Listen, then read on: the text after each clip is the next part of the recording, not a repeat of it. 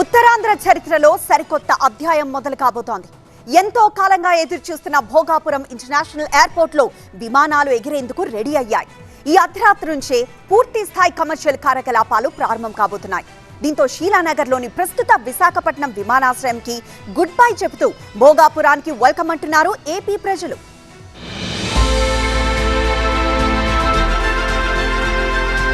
అంతర్జాతీయ ప్రమాణాలతో ముస్తాబైన సరికొత్త గ్రీన్ ఫీల్డ్ ఎయిర్పోర్ట్ భోగాపురంలో విమానాల హోరుకు సర్వం సిద్ధమైంది.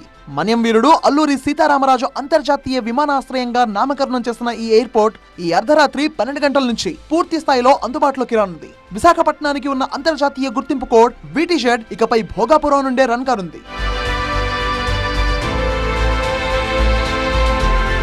ఇటు షీలానగర్లోని పాత ఎయిర్పోర్ట్లో ప్యాసింజర్ కోలాహలం ఇవాళ్లతో ముగుస్తుంది. కేంద్ర పౌర విమానయాన శాఖ నిబంధనల ప్రకారం ఈ రాత్రి నుండి ఇక్కడ కమర్షియల్ ఫ్లైట్స్ పూర్తిగా బంద్ కానున్నాయి. రాబోయే రోజుల్లో ఈ రన్వే కేవలం మిలిటరీ, నేవీ రక్షణ అవసరాలకు, VIP విమానాల రాకపోకలకే పరిమితం కానుంది. విశాఖ ఎయిర్పోర్ట్ పై ఎంపీ భరత్ ఆసక్తికర ట్వీట్ చేశారు. ఒక శకం ముగింపునకు గర్వకారణమైన వీడ్కోలు అంటూ పోస్ట్ పెట్టారు. 6 దశాబ్దాలుగా ఉత్తరాంధ్రకు సేవలందిస్తూ ఎన్నో జ్ఞాపకాలు, మధురమైన ప్రయాణాలకు సాక్ష్యంగా వైజాగ్ ఎయిర్పోర్ట్ చరిత్రలో నిలిచిపోతుందన్నారు. అంతేకాదు విశాఖ ఎయిర్పోర్ట్ నుంచి చివరి ప్రయాణం అంటూ ఫోటోలు, సెల్ఫీలు తీసుకున్నారు ఎంపీ భరత్. ఇటు విశాఖ నుంచి ఎయిర్పోర్ట్ కు ప్రయాణాన్ని సులభతరం చేసేందుకు APSRTC పక్కా ప్లాన్ తో ముందుకు వెళ్తోంది. విమానాశ్రయానికి వెళ్లేందుకు ఏరో ఎక్స్ప్రెస్ ల పేరుతో 20 ఎలక్ట్రికల్ బస్సులు నడుపుతోంది. ఆ బస్సులను ప్రారంభించారు మంత్రి అనగాని సత్యప్రసాద్. ఏపీలో 1000 ఎలక్ట్రికల్ బస్సులను తీసుకురావాలని లక్ష్యంగా పెట్టుకున్నామన్న ఆయన విశాఖ టు భోగాపురానికి అత్యాధునిక ఎలక్ట్రికల్ బస్సులు తీసుకొచ్చామన్నారు. ఈ ఒక్కసారి ఛార్జ్ చేస్తే 200 కిలోమీటర్లు వెళ్లే విధంగా ఈ నూతనమైనటువంటి బస్సు తీసుకోవడం నిజంగా చాలా ఆనందదాయకంగా ఉంది.